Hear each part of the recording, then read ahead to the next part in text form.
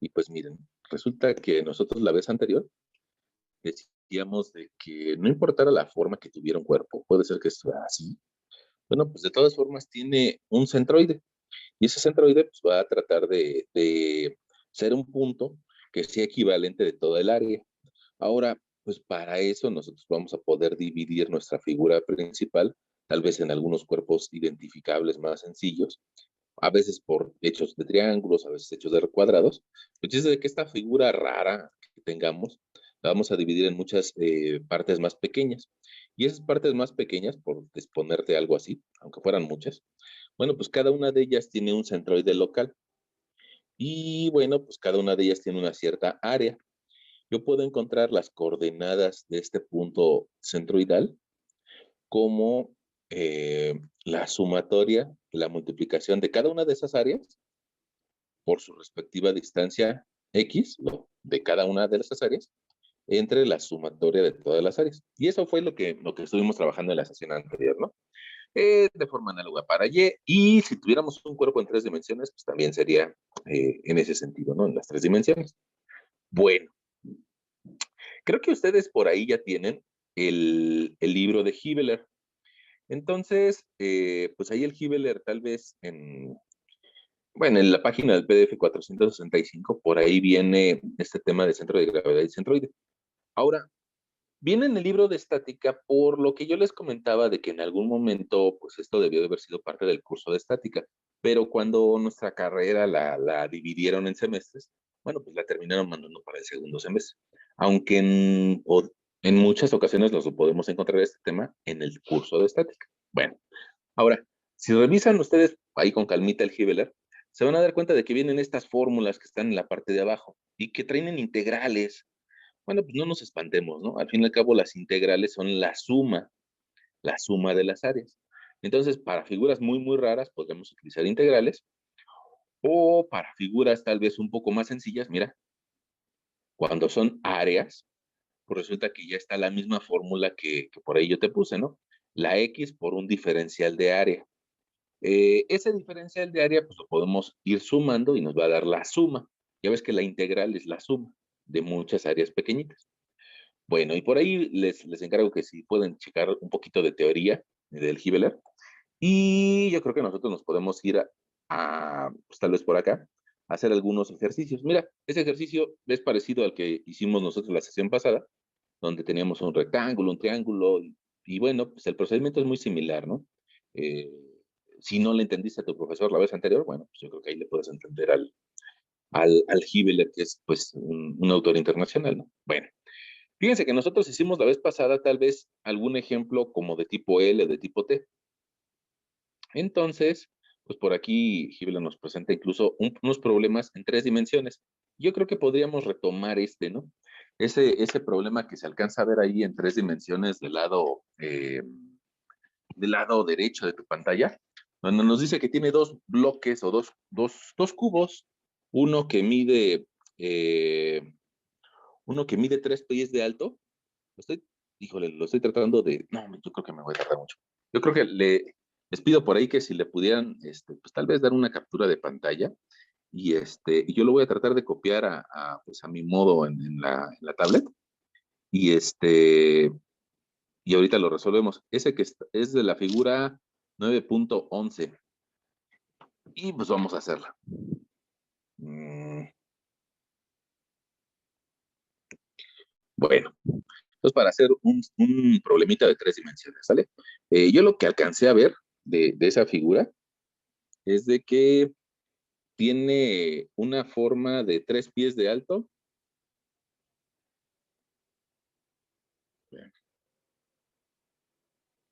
Ya lo sé. Es una figura de un rectángulo y luego eh, aquí tenía 3 pies de alto, luego tenía 2 pies de desarrollo,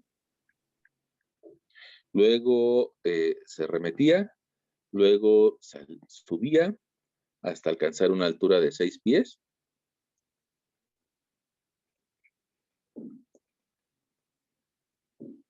Tenía algo así. A ver, Y luego resulta que la altura de todo el bloque era de 6 pies y el fondo tenía una profundidad de 2 pies. Eh, esta primer zona o el saliente tenía 4 pies y aquí hay una distancia de 5 pies. Híjole, tú disculparás que está un poquito feíto el dibujo, pero pues yo creo que es entendible, ¿no? Tal vez nuestro profesor de expresión gráfica se va a quejar, nos va a decir, pues para eso, precisamente para eso llevamos expresión gráfica, ¿no? Para poder entendernos con otros cuates y que todos nos lo podamos imaginar ese bloque, ¿no? Bueno, pues ahí te estoy tratando de ayudar algunas áreas para que sea más identificable. Vamos a ponerlas de cara superior estas dos. Yo creo que ahora sí ya nos entendimos todos, ¿no? Bueno, ahí está, nuestra figurita. Y resulta que esa figurita nosotros le podríamos encontrar también el centroide en 3 dimensiones. En este caso, pues tal vez sería un centro de gravedad, porque ya no es de un área, sino que es de un volumen. Ahora, ese volumen, pues también lo podríamos nosotros asociar tal vez a un sistema de ejes coordenados. Mira, ahí te lo estoy poniendo por forma punteada. Ese sistema de ejes coordenados también hacia arriba y también hacia la derecha. De este lado vamos a tener nuestro eje de las Y, de este lado vamos a tener nuestro eje de las X, y hacia arriba pues vamos a tener nuestro eje de las Z. Y de esa forma pues creo que ya nos pudimos imaginar esa figura. Ahora, en realidad es un ejemplo bien sencillo, que nada más consta de 2 figuras, pero que nos permite generalizar el concepto, ¿no? Nosotros decíamos que si queríamos calcular la coordenada X, bueno, pues tendríamos que encontrar la sumatoria de cada una de las áreas Y por la distancia X y todo esto entre la sumatoria de las áreas. Pero si lo queremos hacer en volumen, bueno, pues resulta que la X ahora va a ser la sumatoria del volumen Y 1, 2, 3 y 4 por la distancia 1, 2, 3 y 4 entre la sumatoria del volumen. Y de esa forma vamos a encontrar el centroide en 3 dimensiones, ¿no?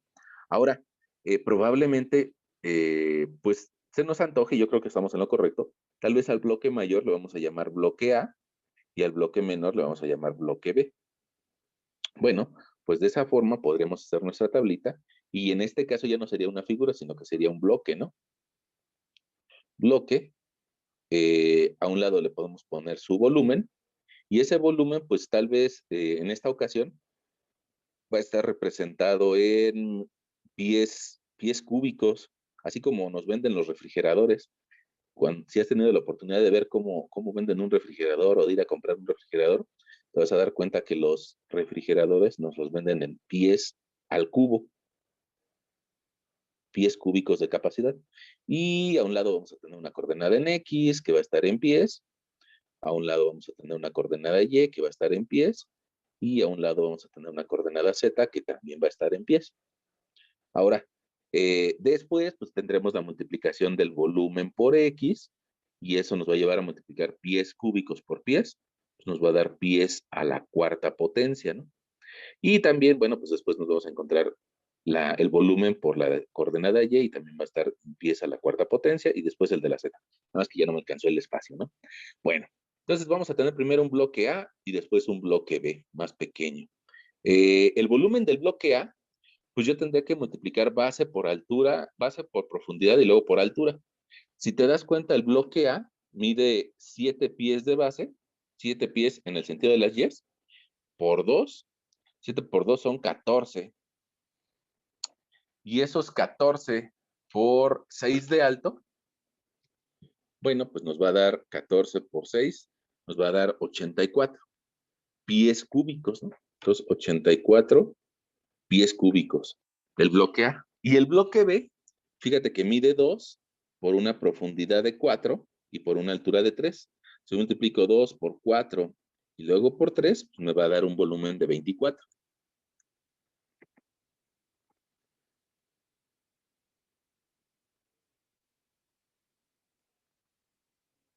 Eh, bueno, ahí ya tenemos nuestro volumen. Ahora la distancia X con respecto al bloque A, pues va a ser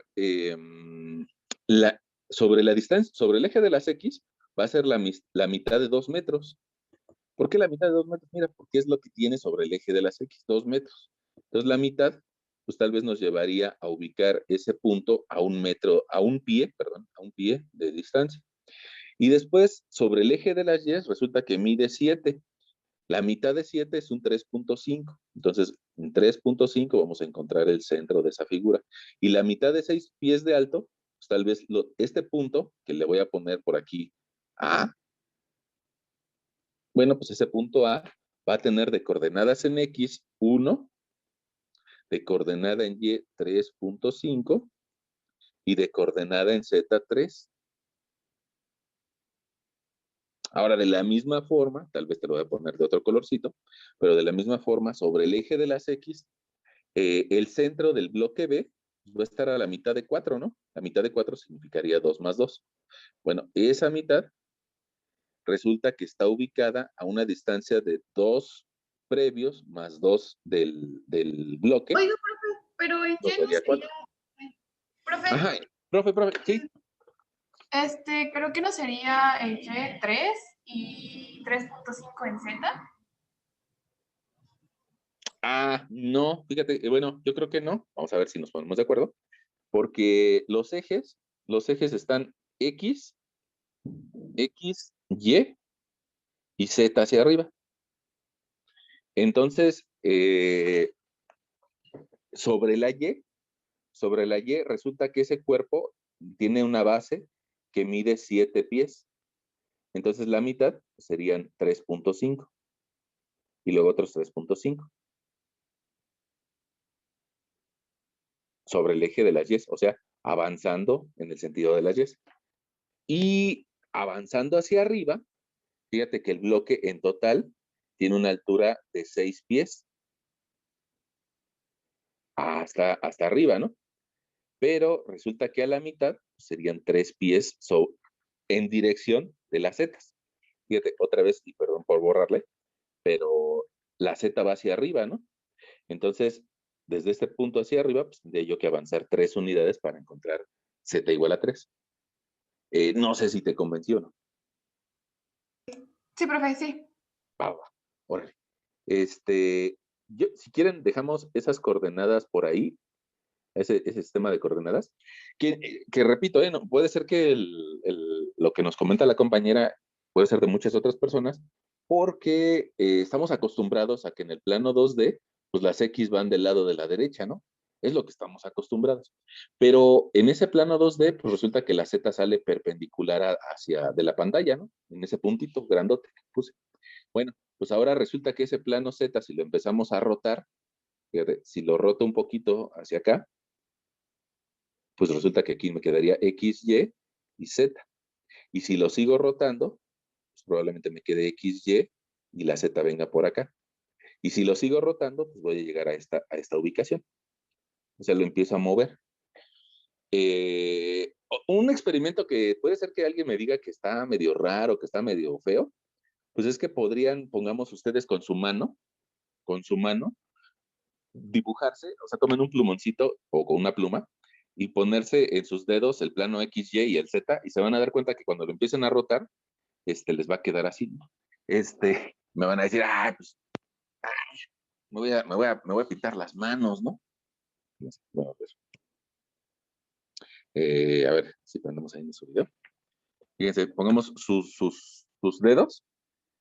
Si a le ponen una marquita que diría que este es el Y, que este es el X, bueno, pues ahí estarían viendo tal vez un XY, y ese mismo plano, con sus manos, irlo rotando hasta que se den cuenta de cómo les queda. Fíjense, yo a que es mi dedo corazón, le puse la Y, no sé, creo que no se alcanza a notar, por cuestiones de iluminación, ¿no? Pero yo le puse Y a mi dedo corazón, y le puse la X a mi dedo pulgar. A la hora que yo lo roto y lo veo de frente, resulta que mi dedo corazón me queda del otro lado y mi dedo pulgar me queda del lado izquierdo. Y creo que es lo que veíamos en la pantalla, ¿no? Ahí sí les pido que pues, tal vez lo hagan, ¿no? Ya sea en un modelito o que lo hagan pues, con sus dedos, ¿no? Bueno, ahí está. Creo que sí convencí a la compañía. Bueno, y ahora de la segunda figura, De la segunda figura, fíjense que yo les decía que tenía ese color carne.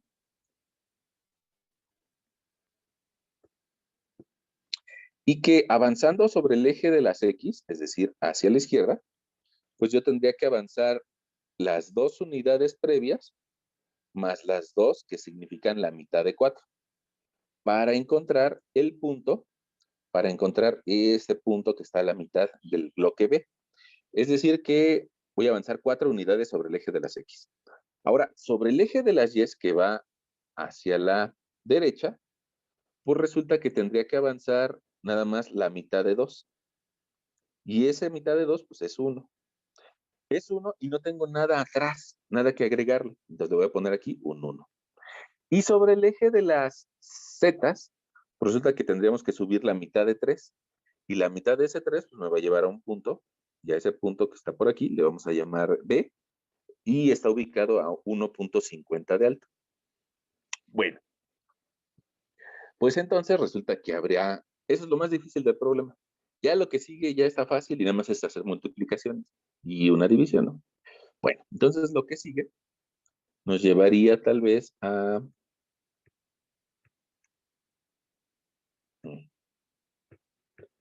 nos llevaría a las multiplicaciones, volumen por z, pies a la cuarta. Y fíjense que ahí, pues alguien se preguntaría, ¿qué significa pies a la cuarta? Pues no significa nada dentro de que nos podamos imaginar.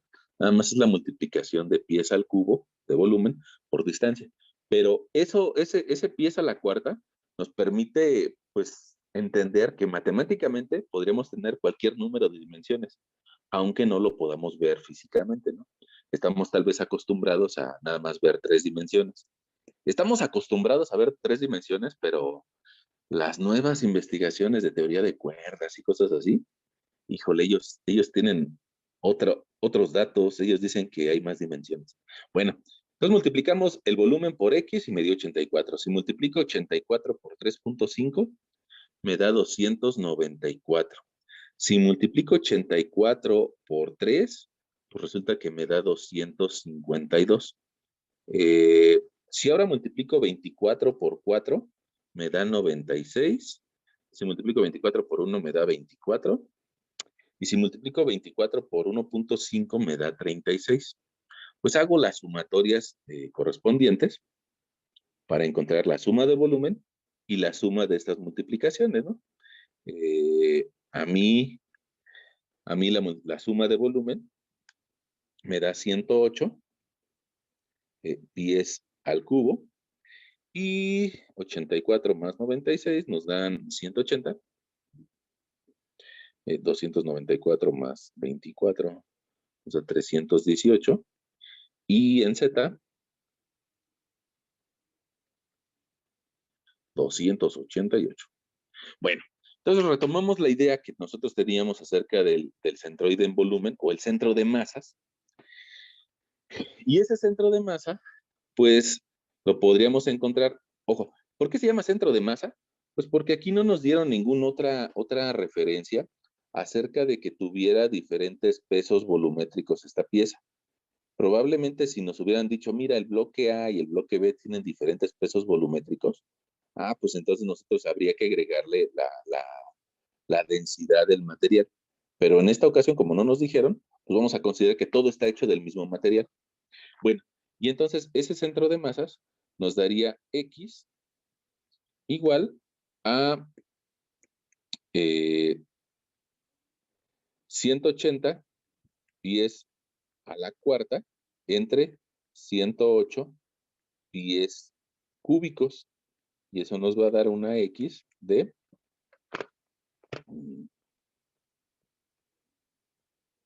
1.666 pies.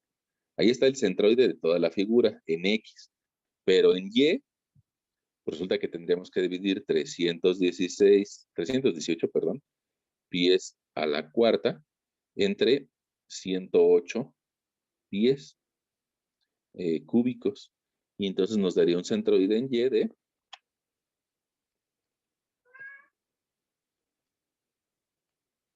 2.94.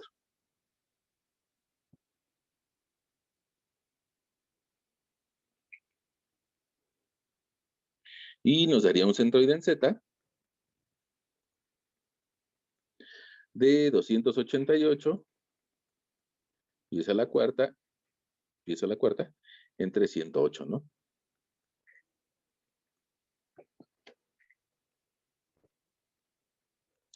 Y a menos de que ustedes me digan que tal vez me equivoqué en algo, pues creo que me da de 2.667, ¿no?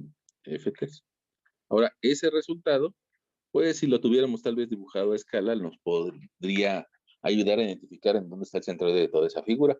Fíjense, algo que nos está diciendo ahí, si quieren lo tratamos de hacer, aunque yo entiendo que no se vea, que no sea tan claro. Lo que nos está diciendo la X es de que no sobresale del primer bloque, que vale 1.66 hacia adentro, ¿sale? Lo que nos está diciendo la Y es de que está un poquito pasado del bloque B, que por ahí está mi centroide en planta de la figura. Y luego eso hay que elevarlo, me parece que sin que sin que llegue a pasar el cuerpo B. Y bueno, por aquí encontraríamos nosotros el centroide de toda la figura. Déjenme borrar el de abajo para que sea más fácil de ubicarlo. Ahí está nuestro punto rojo, que tendría estas tres coordenadas, X, Y y Z. Y bueno, ese sería el centroide de esa figura. Pues se ve, yo creo, se ve simple, ¿no? Profe, Sí. ¿por qué se toma el 1.6 y todo de izquierda a derecha? Porque, mira, digamos que tal vez yo por flojo, o a veces por falta de espacio, ya no te escribí las otras coordenadas, pero ahorita que borré eso, pues me da la oportunidad de escribírtelas. Mira, si yo quiero encontrar la coordenada en Y, yo ocupo una formulita muy parecida a esta. Bueno, pues entonces yo tendría que encontrar la sumatoria del volumen de cada una de las figuras multiplicadas por la distancia Y de cada figura y dividirlo en la sumatoria de volumen. Y de forma análoga, bueno, pues la sumatoria de volumen por I, por cada una de las distancias Z, entre la sumatoria del volumen. Y entonces, precisamente, creo que es lo que nos preguntabas, resulta que este cabecero es en X. O sea, volumen por X entre las sumatorias de volumen. Ahora, volumen por Y es el segundo, la sumatoria. Y después, para encontrarlo en Z, pues bueno, yo utilizaría volumen, volumen por Z. Y es la tercera multiplicación que tenemos por ahí, volumen por Z. Entonces, por eso digamos que las fuimos tomando de aquí para allá, pero más que de tomarlas de izquierda a derecha es, pues, ¿qué significa esta suma? Significa volumen por X. Esta Oh, volumen por Y esta volumen por Z. Y creo que ahí con eso queda, ¿no? no me refería a eso. Ah, no, a ver. No, ahorita que lo puso ya el centroide de X, Y, Z, o Ujú. sea, dijo que el 1.66 no alcanzaba a tomar el segundo bloque, el B. Ah, sí, sí, sí. Ujú. Ah, Entonces, o sea, ¿por qué? O sea, si fuera 1.66 y, o sea, si yo lo leyera, lo leería del eje X que tiene dibujado de izquierda a derecha. ya. Creo Ya. que eso es, creo que eso es por lo mismo, por cómo estamos representando los ejes. Mira, cuando, vámonos a algo, pues digamos, más sencillo.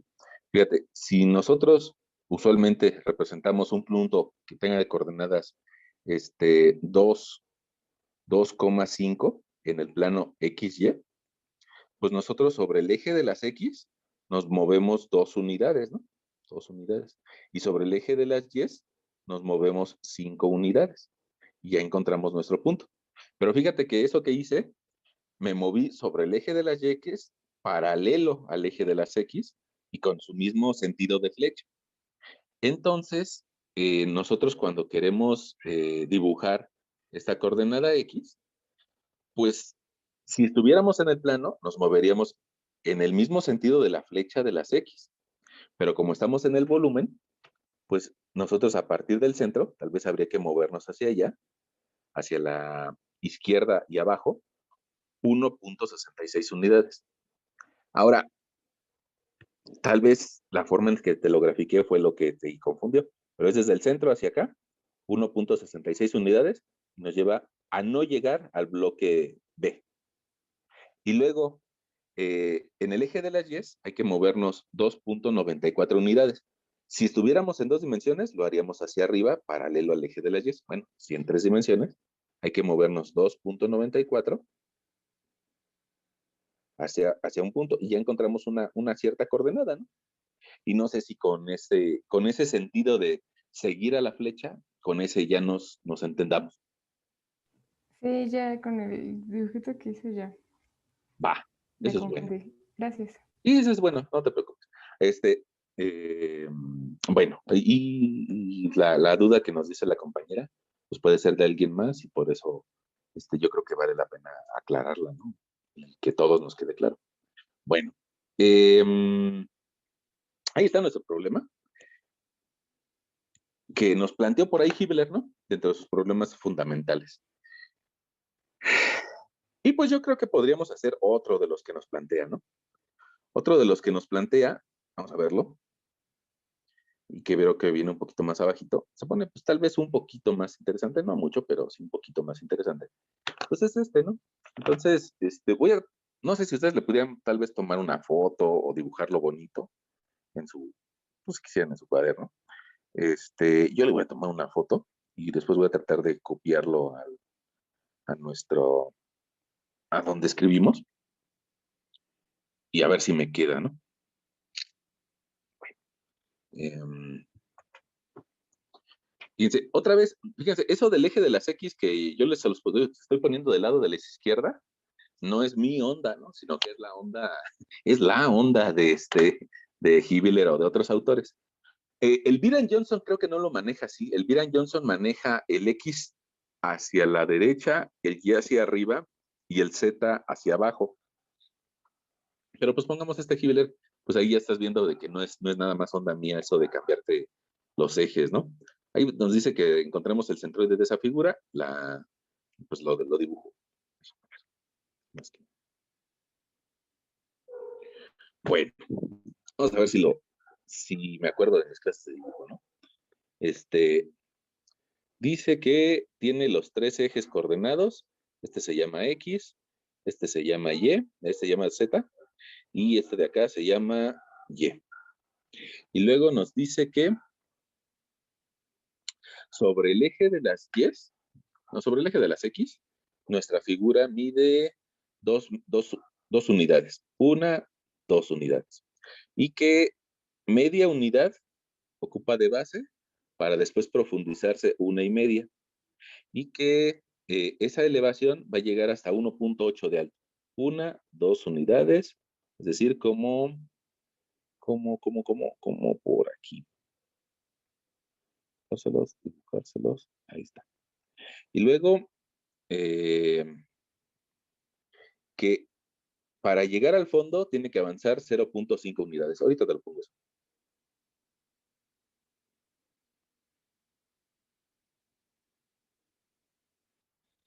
¿Está?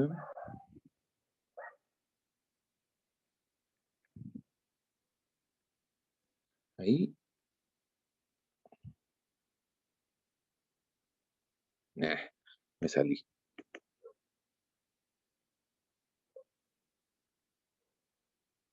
Ahí está. El último triángulo como que no está muy bonito, pero ¿qué le podría yo hacer? O sea, déjenme ver.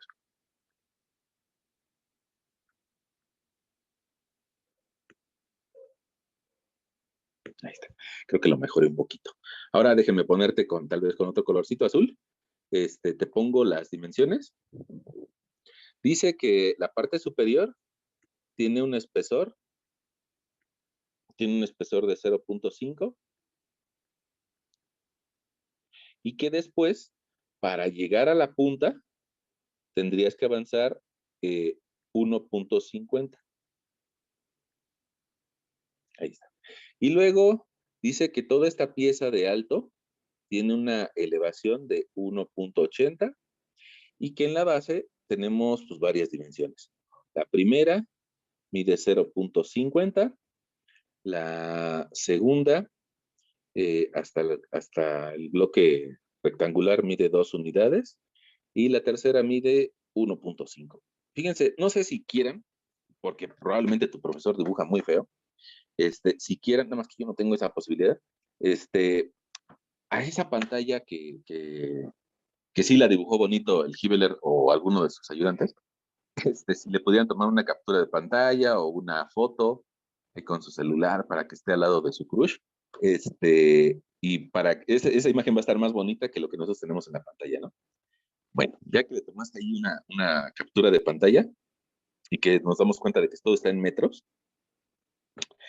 bueno, pues lo resolvemos, ¿no? Fíjate. Entonces, ahí está nuestro problema. Y pues tendríamos que nombrarle a las figuras de alguna forma. Puede ser que a una le quieras llamar 1, a otra 2 y a la otra 3. Si quieres, o A, B y C. Si quieres, a este primer triángulo yo le pondría A, luego al bloque que está en el fondo le pondríamos B, y al tercer triángulo le pondríamos C. Ahora, no es un triángulo, sino más bien es una pirámide, ¿no? ¿Sí? ¿Cómo? ¿Sí? Bueno, creo que sí. Fíjense, la primera figura, la A, pues resulta que es una pirámide o un prisma triangular. Ese prisma triangular, si que te lo anoto por acá, A, eh, ese prisma triangular, ¿dónde está su centro? Bueno, resulta que por ser triángulo va a estar a un tercio, ¿no? Y por eso tal vez te lo voy a dibujar un poquito más grande para que sea más evidente. Por ser un triángulo, pues va a estar a un tercio, pero ¿un tercio de qué? Bueno, pues de la base y de la altura. ¿Eso qué significa? Bueno, pues que si tiene 1.8 metros de altura, pues resulta que su centroide va a tener una elevación tal vez de 60 centímetros, 0.60, su centroide. Eso es sobre la dimensión Z, pero ahora sobre la dimensión X, que no se alcanza a ver, ahí ya se ve, sobre la dimensión X, pues resulta que mide 1.50, 1.50 de base. Y un tercio de 1.50 serían 50 centímetros. Y eso me va a dar las coordenadas sobre la cara que alcanzamos a ver. 50 sobre de X, 60 sobre Y, sobre Z. Y ahora hay que profundizarse. ¿Cuánto? Pues porque resulta que este prisma mide 50 centímetros de profundidad. Y eso significa que sobre la profundidad hay que profundizarse 25 centímetros. Ok. No sé si ya se lo imaginaron o no. Si ya se lo imaginaron, bueno, pues habrá que empezar a rellenar nuestra tablita, ¿no? Fíjate, te voy a poner por acá bloque, bloque, y vamos a ponerle volumen, y después de volumen, que va a estar en metros cúbicos, pues va a seguir la distancia X, la distancia Y y la distancia Z. Estás en metros, ¿no? Ok. Ahora, el bloque A, que es la que acabamos de imaginarnos, pues resulta que su volumen va a ser el área de la base por una profundidad.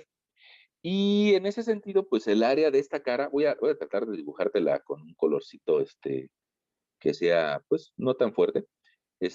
El área de la cara triangular,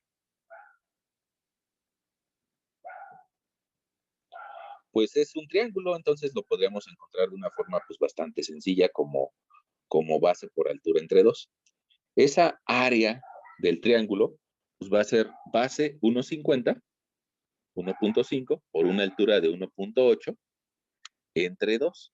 Y eso nos va a dar un área de 1.35. Te lo voy a anotar por aquí, nada más como referencia, área igual a 1.35, con el mismo colorcito.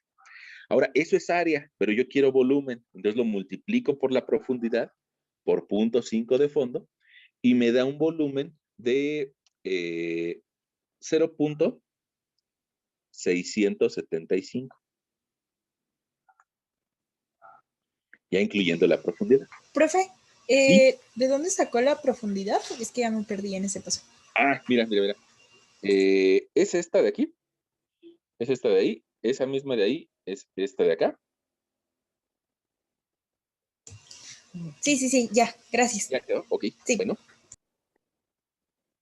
Y bueno, con esa área, digamos, del triángulo por una profundidad, pues ya llegamos a un volumen. Ahora, ya habíamos analizado, ¿no? En qué coordenadas X, Z y Y tenía de centroide. Entonces, nada más hay que anotárselo acorde al sistema general. Sobre el sistema general, fíjate que por ahí arriba se alcanza a ver, pero te lo vuelvo a anotar aquí. Aquí hay unos 50. Entonces, un tercio del triángulo serían 50 centímetros. Pero hay que agregarle el fondo de la figura B, que son otros 50 centímetros. Entonces, el centroide en X está a 0.5 más 0.5, es decir, a una unidad o a un metro. Ahora, sobre el eje de las Y, resulta que está a la mitad de la profundidad que ahorita nos preguntaban. La mitad de esa profundidad pues serían 0.25 sobre el eje de las Y.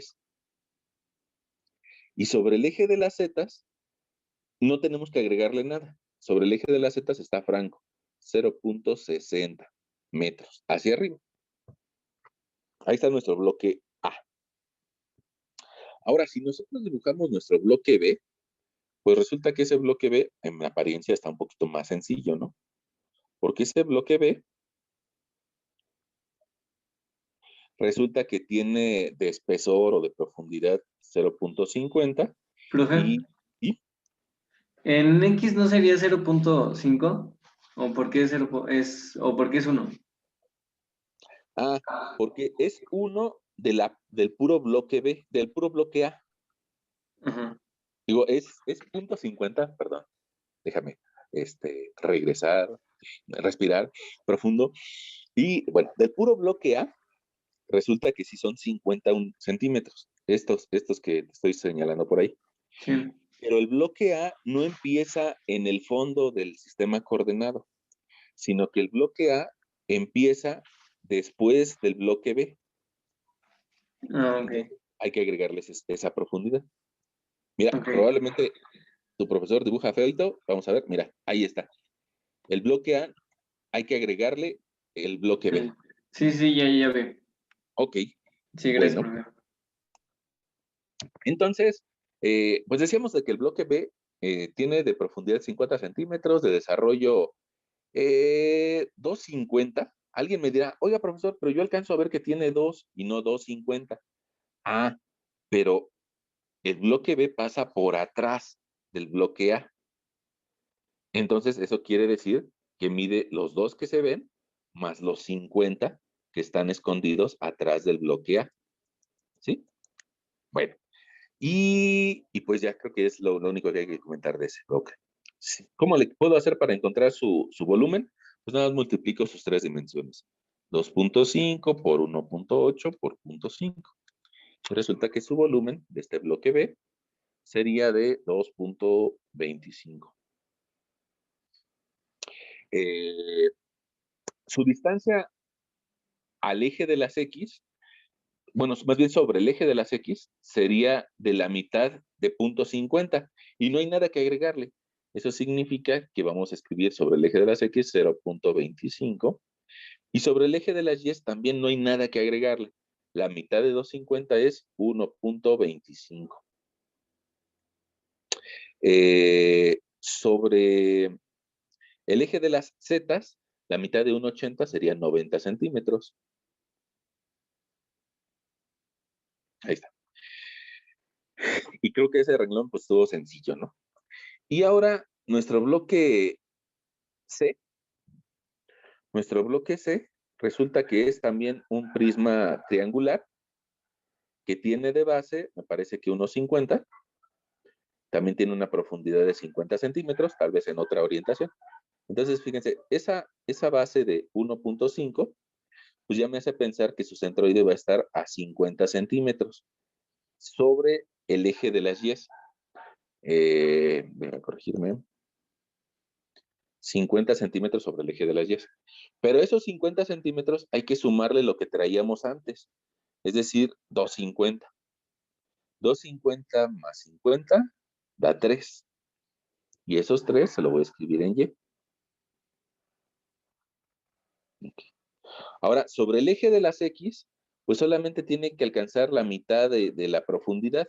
Y la mitad de esa profundidad son 0.25. 0.25. Y sobre el eje de las Z, pues resulta que tendría que subir un tercio de 1.80. Un tercio de 1.80 tal vez serían 0.60 unidades. Y esas 0.60 unidades no hay que sumarle nada. Entonces vamos a ponerla así como va, 0.60. Porque no tiene ningún cuerpo abajo, ¿no? Su volumen, pues hay que encontrar la multiplicación de... hay que encontrar la multiplicación de base por altura entre 2. Y esa base por altura entre 2 que te estoy iluminando, pues sería 1.5 por 1.8 entre 2, y eso nos va a dar 1.35, ¿no? Ese es el área. Mira, te lo voy a escribir por aquí. Área, aunque sea de colorcito, yo creo que un poquito más fuerte porque no se ve. Área igual a 1.35 metros cuadrados.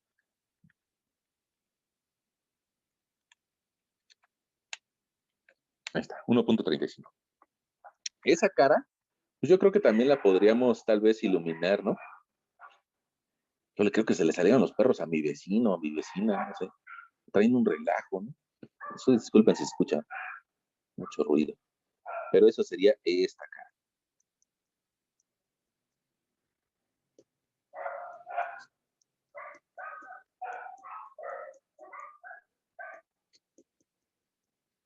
Bueno, ahí está. Ahora, lo que le toca de ese volumen C, pues ese 1.35 hay que multiplicarlo por un fondo de 0.5 y eso nos va a redundar en un volumen que tiene un valor de 0.675, como el primerito, ¿no? Bueno, si se parecen esas figuras, entonces sí tiene lógica. Bueno, y entonces ya hicimos lo difícil, ahora lo más sencillo es nada más hacer pues las multiplicaciones. Lo difícil, ¿por qué es difícil? Bueno, pues porque hay que estar viendo si hay que sumarle o no un volumen o una distancia. Pero si ahora ese resultado lo sumamos, bueno, me parece que da 3.6 unidades o 3.6 metros cúbicos. Y hay que hacer las multiplicaciones correspondientes, ¿no? Multiplicar B por X, multiplicar B por Y y multiplicar B por Z. Y pues las sumas correspondientes. Si yo multiplico la primera, ahí me da 0.675, 0.675 por 0.25, a mí me dio 0.1688.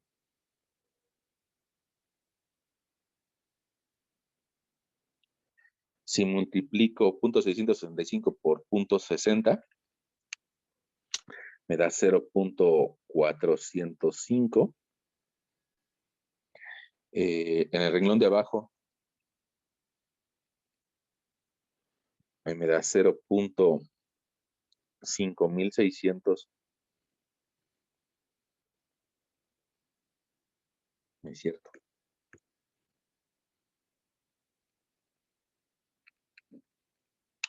El que sigue es 2.81.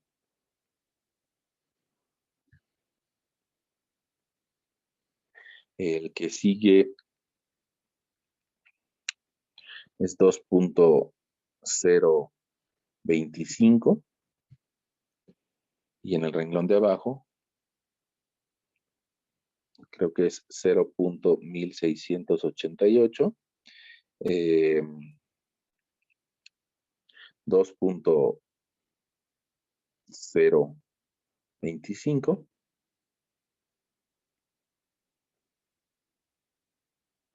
Y creo que es 0.400. 5.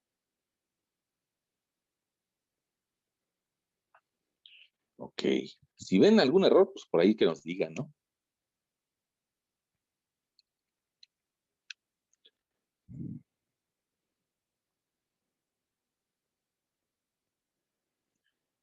Yo creo que de una vez ese valor lo divido entre 3.6 para encontrar la Z.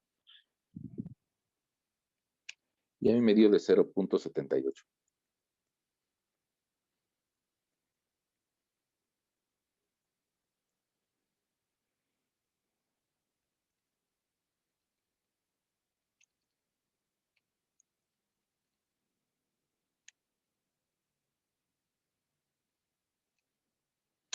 $5.0063 entre 3.6 me dio de 1.39. La suma de las X, profe, son 1.4063. O sea, ajá, así te dio a ti. Sí. Ok, pues si le hacemos caso a la compañera, habría que dividir ese valor entre 3.6 y eso nos da 0.39, ¿no? 0.39006. Ok, entonces ahí tenemos las coordenadas de esa figura. Vamos a ver, a echarle un ojito, ¿no? Si tiene lógica o no. De repente, pues aunque dibujemos feo y mi profesor de expresión gráfica se enojaría y tal vez me repruebe. De todas formas hay que echarle un ojito a ver si suenan lógicos nuestros valores, ¿no? Y yo creo, pongamos que el que avance en x.39, pues tal vez desde el centro hacia el eje de las X, nos llevaría a plantar una paralela que no sobrepasa el bloque B. Es decir, ahí está mi distancia de 0.39. Apenas si se ve. 0.39. Ok. Luego, sobre el eje de las Y, pondríamos una paralela a 1.39. ¿Y eso qué significa? Pues eh, tal vez un poquito mayor a la mitad del bloque B. Un poquito mayor a la mitad del bloque B. Y por ahí andaría una distancia sobre el eje de las Y de 1.39. Y luego, sobre el eje de las Z, habría que trazar una paralela o un plano paralelo a ese punto que nos eleve 0.78, que sería, pues, no llegamos a la mitad, pero no llegamos a la mitad de la altura, que serían 0.9, pero tampoco a un tercio de la altura, que sería 0.6. Entonces, pues tal vez nuestro centroide ande como por aquí, a una elevación de 0.78. Y bueno, pues tal vez nos cuesta un poquito de trabajo imaginarnos dónde está, pero está adentro del bloque B, ¿no? Está adentro del bloque B, ese punto, que sería el centroide de toda la figura. Así que le pueden poner un punto C o le pueden poner un punto O de origen o algo así. Pero si quisiéramos cargar esa figura o si la quisiéramos hacer rotar, pues habría que tomar en cuenta ese punto. Bueno, eso es con respecto al centro de masa, considerando que la pieza está hecha de un solo material. Y eso es importante que lo tengan en cuenta, ¿no? Porque el que la pieza sea hecha de un solo material, pues también nos habla tal vez de una madera, ¿no? Que se pueda modelar esa pieza de un solo material. O probablemente nos hable de una pieza de aluminio, o probablemente nos hable de alguna pieza de algún metal que se pudiera modelar. Pero ustedes saben de que, sobre todo en la rama de la construcción, no todo se hace de un solo material, sino que se hacen de materiales compuestos. Y tal vez por eso de que haya materiales compuestos, pues nos daría la oportunidad de realizar otro problema, pero ahora utilizando diferentes densidades, ¿no? De material. Nada más que no sé si con este problema pues, todo el mundo está satisfecho o alguien no le entendió alguna parte.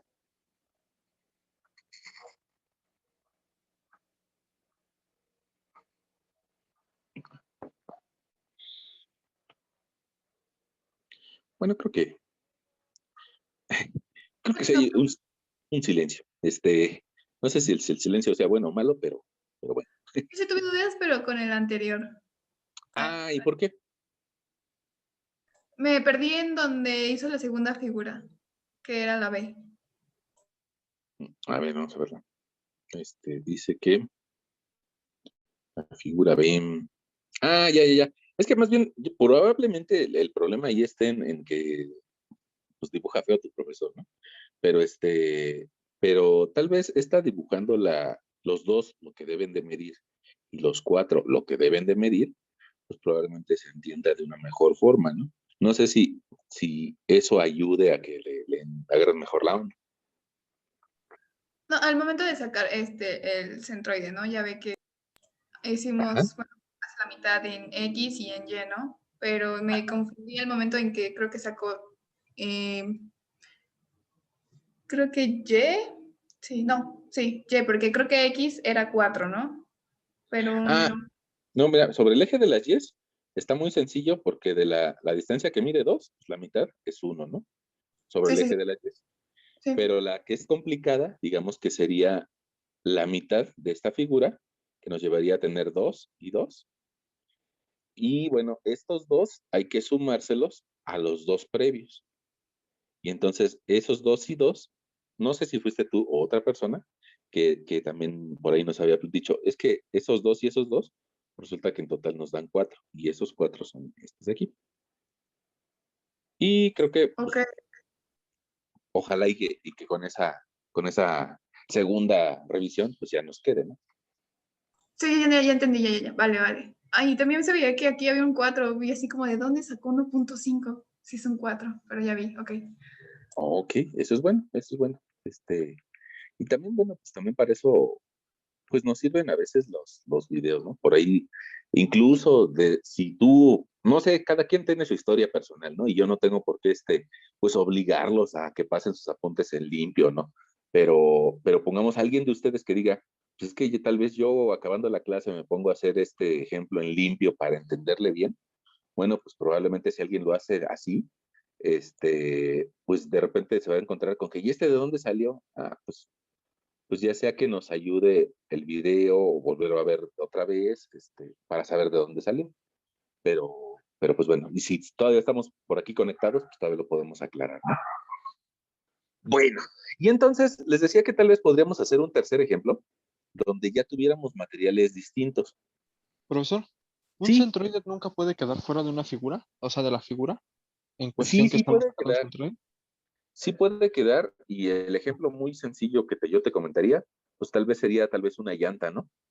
O sea, si nosotros le quisiéramos sacar el centroide a esta figura, pues resulta que una llanta, pues el centro externo nos daría el centro aquí y el centro del hueco, pues tal vez nos daría en el mismo punto. A la hora que lo restemos, nos va a decir que el centroide queda afuera de la figura, ¿no? Porque la llanta, pues ya vemos que es hueca, ¿no? Y eso pasa en figuras así, ya sea que tengan huecos o también podría ser en figuras como tipo herradura, ¿no? Alguien dirá, bueno, ¿y cuándo se ocupa una herradura? Pues eso puede ser, pongamos, una iglesia, ¿no? Una parroquia, perdón, una parroquia, donde podrías tener el muro externo o el límite del muro externo, el límite del muro interior, y pues bueno, por acá andarán los feligreses o las personas que asisten a esa parroquia. Y bueno, su centroide pues quedaría en un punto fuera de la figura, fuera este, fuera del área que nos interesa. Este, y alguien me dirá, bueno, ¿y para qué queremos el centro de una parroquia en elevación? Ah, pues sí tiene que ver, porque pongamos en un edificio tradicional, en el centroide de cada nivel, de cada piso, ahí podríamos concentrar la fuerza sísmica.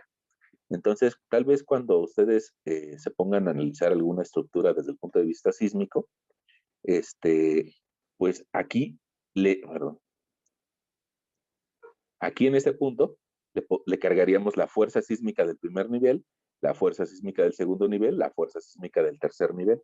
Y eso genera,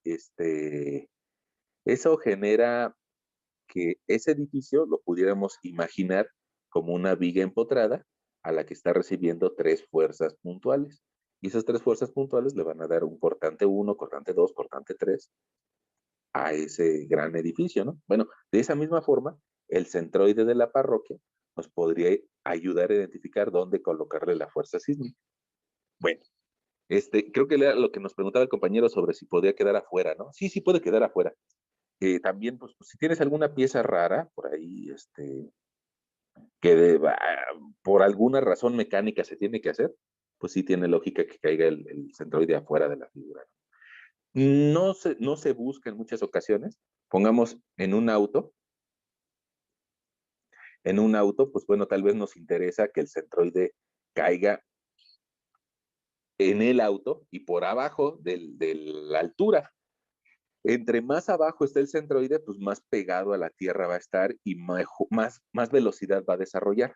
Por eso, pues tal vez los autos de carreras, pues aquí alcanzamos a ver que sale la cabecita del piloto, pero su centroide pues tiende a ser mucho más bajo que el centroide que tiene un auto convencional.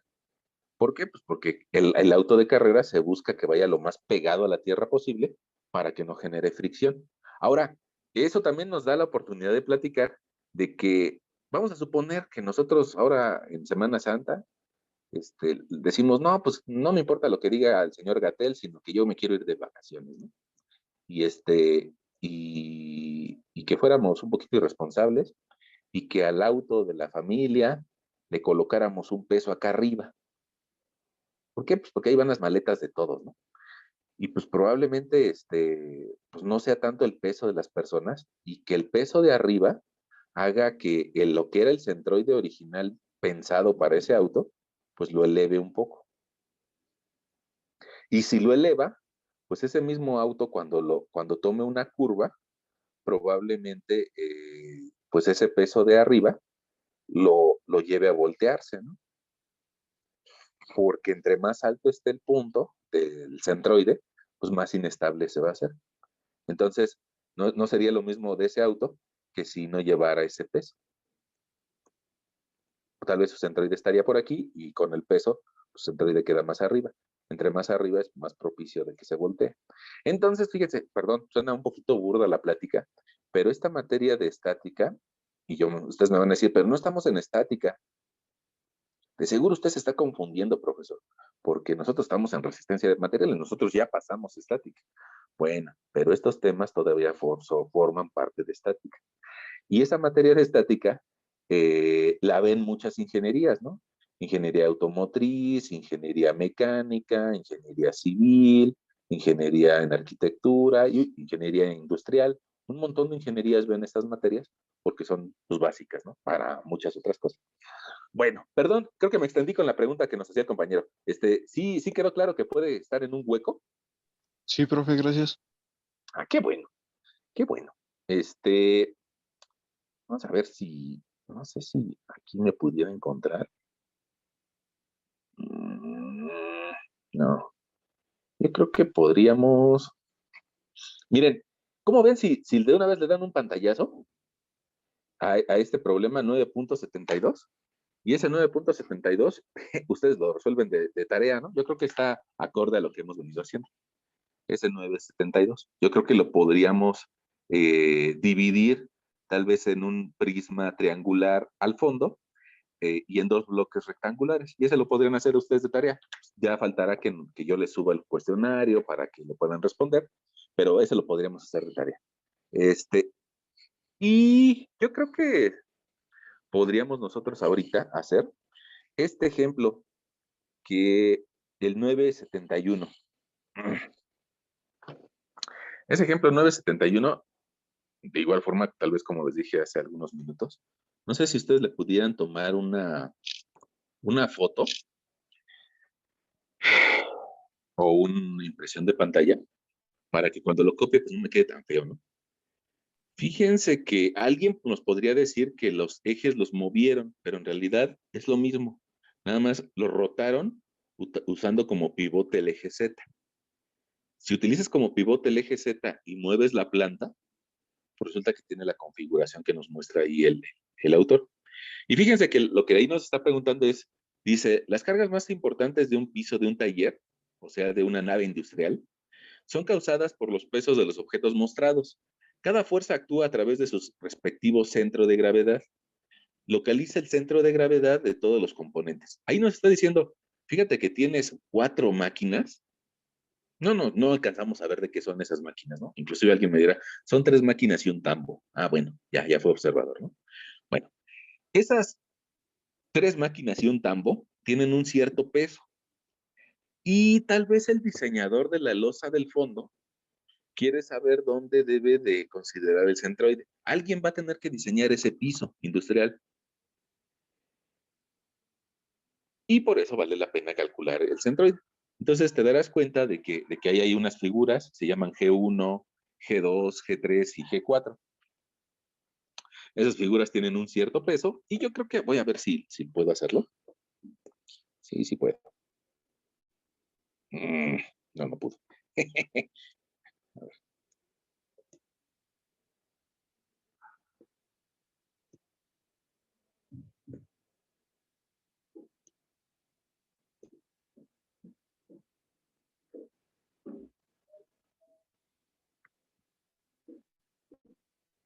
Sí, ya pude. Bueno, ahí aprovechando la imagen de Hibbeler, yo creo que hasta ni es necesario copiarlo, pero bueno, voy a copiar.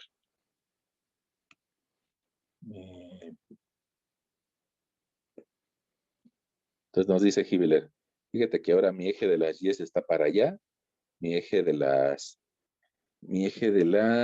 Z está hacia arriba y mi eje de las X está hacia la derecha, pero hacia abajo, ¿no? Y resulta que vas a estar recibiendo 4 cargas. Esas 4 cargas, la G1, nosotros la podríamos ubicar en un punto que esté a 6 pies de distancia y ahí vamos a estar recibiendo la G1. Esa G1 tiene un valor de 450 libras. Lo voy a escribir 450 libras. Y es la fuerza G1. La segunda fuerza, esa fuerza G1, ¿qué coordenadas tiene? Sobre el eje de las X avanza 6 pies. Entonces tiene de coordenadas 6, sobre el eje de las Y avanza 7 pies. 7. Ahí está, la G1. Luego la G2 resulta que está un poquito más alejada sobre el eje de las X y también sobre el eje de las Y. Y ahí por ahí nos está marcando una fuerza que se llama G2 y que tiene una magnitud de 1500 libras. 1500 libras. Y que sus coordenadas, a la hora de que el problema que nos podemos imaginar en 3 dimensiones, lo abstraemos a solamente un plano X, Y, Z, pues resulta que yo podría escribir que de coordenada X tiene 18 pies. 18 pies. Y de coordenada Y tiene 9 más 7, es decir, 16 pies.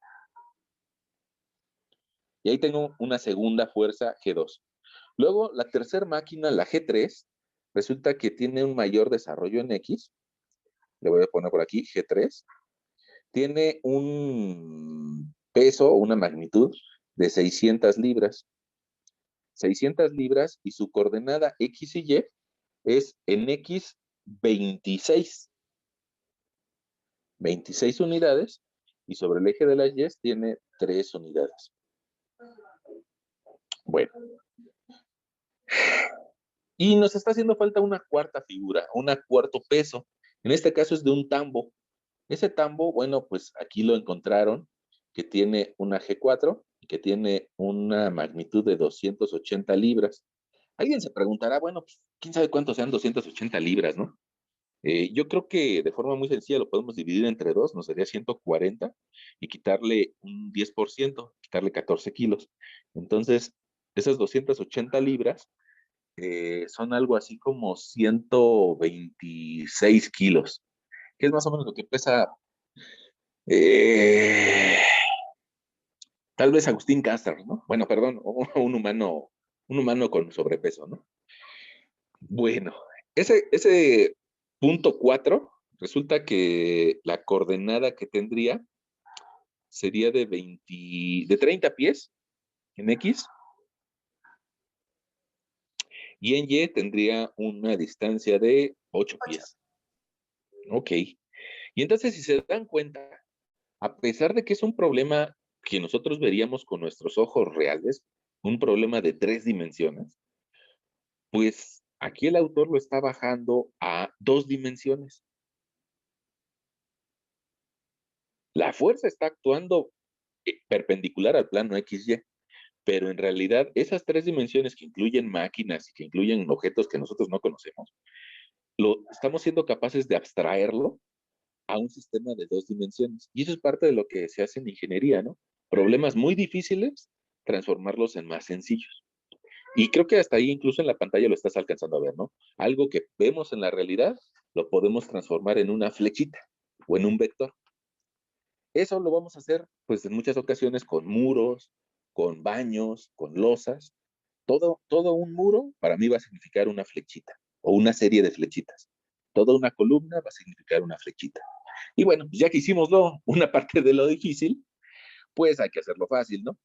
Y entonces lo fácil, pues tal vez nos llevaría a generar nuestra tablita, donde ahora vamos a encontrar el centro de gravedad de pesos, ¿no? Entonces, vamos a ponerle por aquí que se llama centro de gravedad, porque está asociado a pesos de algunos objetos.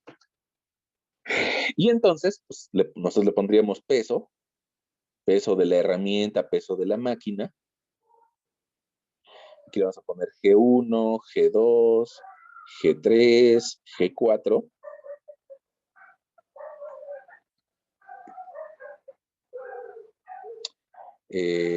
Vamos a ponerle pues su magnitud, que también podría ser un peso. Ya ven que los gringos, en lugar de decir peso, dicen weight o peso. Bueno, pues nosotros le ponemos una W y de ahí sale la famosísima W. Y ellos nos están dando su problema en libras, ¿no? Órale. Ahí vamos a manejarlo en libras, ¿no? No es necesario cambiarlo de unidades. El primer peso es de 450 libras, el segundo peso es de 1500, el tercer peso es de 600, el cuarto peso es de 280. Con eso podríamos encontrar una suma de pesos y también pues vamos a encontrarle sus distancias X y sus distancias Y. En este caso estarían en pies. Bueno, pues tal vez porque no es un libro mexicano, ¿no? No es un libro tampoco español que utilice el sistema internacional. Bueno, algunos de los problemas están orientados al público anglosajón, pero la idea es muy similar en el sistema internacional. Entonces, sobre el eje de las X, la 1 tiene 6 unidades y 7 en Y. La 2 tiene 18 y 16. La 3 tiene 26 y 3. Y la 4 tiene 38. Bueno, pues lo que nos llevaría a ahora multiplicar W. Fíjate, la primera vez que hicimos este problema, multiplicábamos área por X. Luego multiplicamos volumen por X. Y ahora vamos a estar multiplicando peso por X y peso por Y. En este caso, bueno, pues nuestras unidades serían libra.pie y libra.pie. No significa que sea bueno, sí, en realidad sí es un momento, pero no significa que tenga esa connotación de momento. Es un momento, pero ahora no estamos hablando de momento, ¿sale? Bueno, hacemos las multiplicaciones, que nos llevarían 450 por 6, a mí me dio 2700. 450 por 7 a mí me dio 3150. 1500 por 18 me da 27,000. Nada más ojo con los ceros. Yo creo que por eso nos conviene y por eso lo estoy haciendo. Le agregamos unas comas que nos indiquen dónde acaban los miles, ¿no? Y si ahora multiplico 1500 por 16, pues resulta que me da 24,000. Si multiplico 600 por 26, me da 15,600. Y si multiplico 600 por 3, pues me da 1,800. Cobraron importancia las comas, ¿no? Si multiplico 280 por 30, me va a dar 8,400. Y si lo hago por 8, me va a dar 2,240. Hay que sumarlas.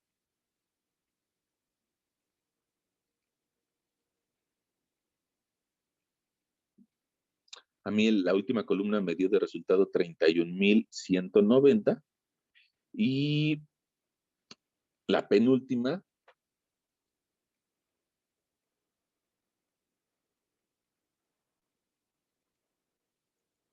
me dio 53,700 y la segunda columna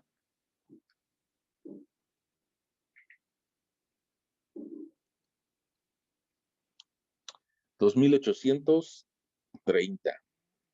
Bueno, entonces, pues siguiendo la misma analogía de los ejemplos anteriores, pues resulta que nuestra distancia X ahora va a ser peso por X sumatoria entre la sumatoria de los pesos, ¿no?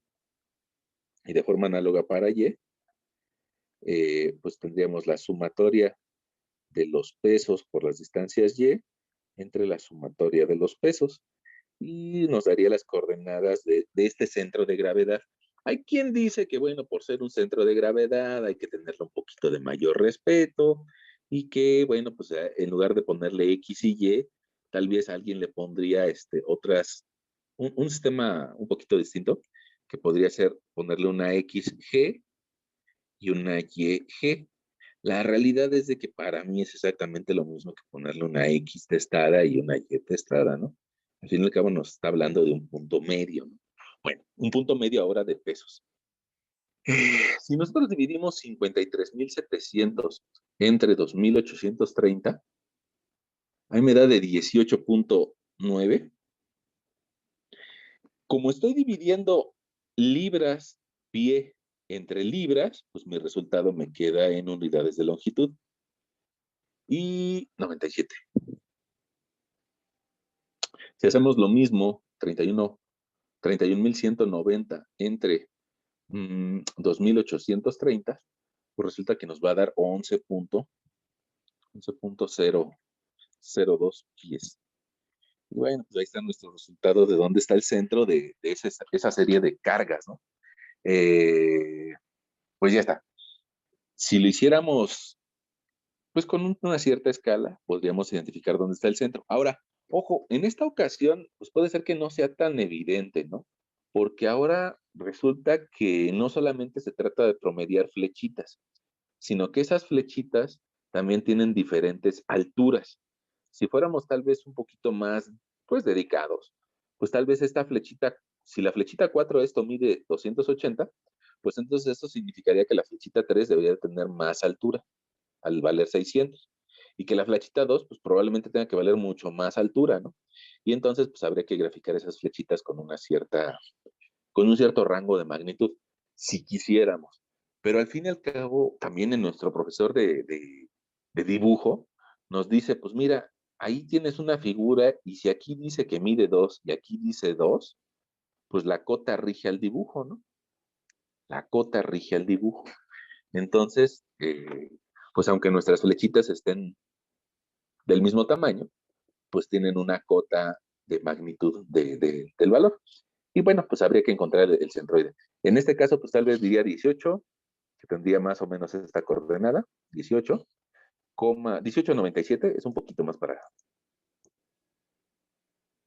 18,97,11, 11. Entonces quiere decir que está entre estas dos. Por ahí, por decirles algo, ¿no? Que caería el centro de cargas de esa losa. Ahí nos da la oportunidad también de platicar algo, pues, un poquito importante. No nos dice cuánto mide la losa completa, pero nos la podemos imaginar. Es de las cosas más importantes de nuestro curso, que nos imaginemos cosas. Probablemente en otros cursos más avanzados, en tercer, en cuarto semestre, ya no se van a imaginar cosas, sino que van a meter una fórmula. Y eso es bueno, pues porque siempre es más bonito sustituir en una fórmula, pero a veces el proceso imaginativo es lo que nos da mucha luz o mucha forma de pensamiento. Bueno, ahora, esa losa que ya se imaginan, pues al fin y al cabo, si tiene unas ciertas dimensiones y el centro de cargas que recibe no coincide con su centro geométrico, mira, ya es el otro tema, centro geométrico. ¿Qué significa eso de centro geométrico? Pues que esa losa a la mitad va a tener un centro geométrico. ¿No? Centro geométrico.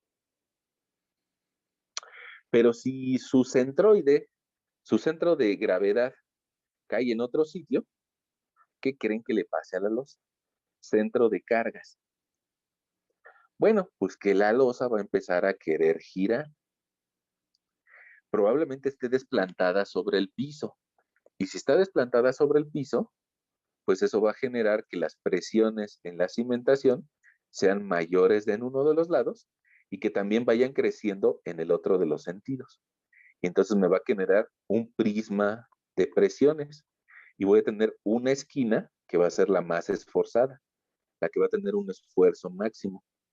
Y en cambio, voy a tener de este lado una esquina que va a tener el esfuerzo mínimo. Siempre va a ser mucho más fácil calcular esfuerzos en promedio, ¿no? O sea, imagínense ustedes al constructor de esa losa. Si le decimos, oye, es que ya me di cuenta de que en realidad esa losa va a cargar más de un lado que del otro. Entonces, no quiero que utilices la misma cantidad de varillas en toda la losa, sino quiero que en esta zona la refuerces más la varilla que en el resto de la losa. Bueno, pues eso le va a dar una zona muy agripada, muy cerrada, ¿no? Y probablemente lo hagan o probablemente no. Entonces, como probablemente no lo van a hacer, pues una parte de la labor del arquitecto pues va a ser tratar de cómo hacerle para regresar este centro de cargas al centro geométrico. ¿Cómo le hago? ¿Cómo le hago?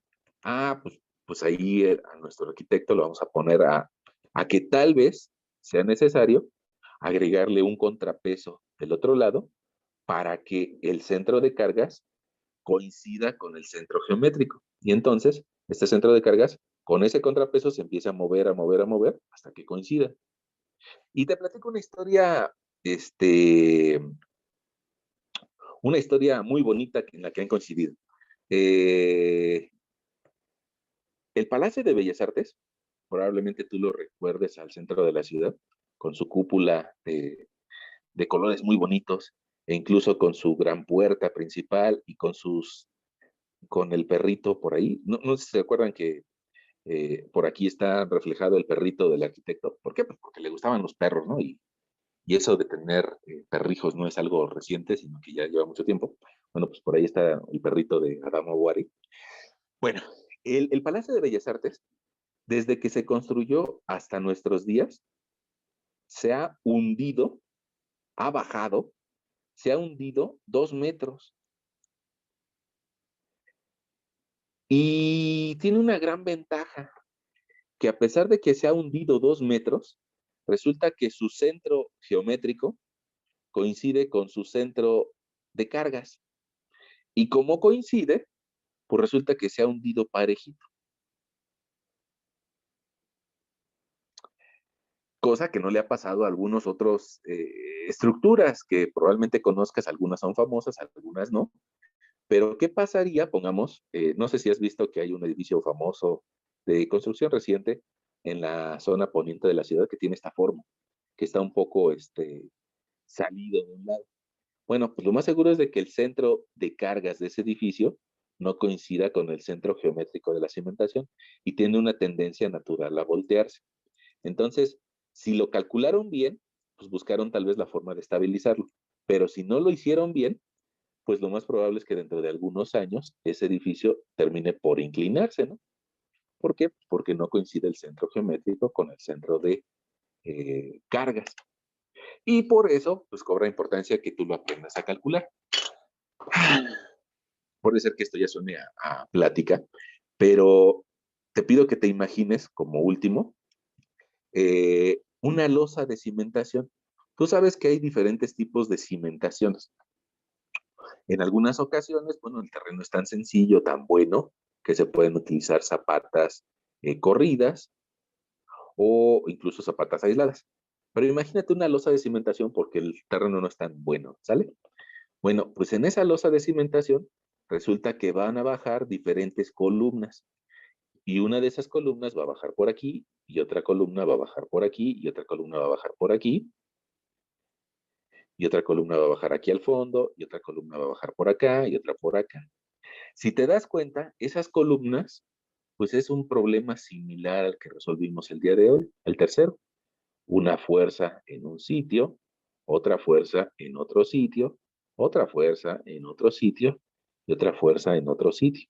Ah, bueno, pues resulta que en algún momento de tu desarrollo, de tu carrera, te van a pedir, bueno, ¿cuánto baja por la columna 1? ¿Cuánto baja por la columna 2? ¿Cuánto baja por la columna 3, 4, 5? Y habría que buscar que la losa de cimentación reciba esfuerzos similares, ¿no? O por lo menos compensados, para que no se nos vaya de lado. Y entonces, pues bueno, ya ahí está nuestro problema 3 del día de hoy, ¿no?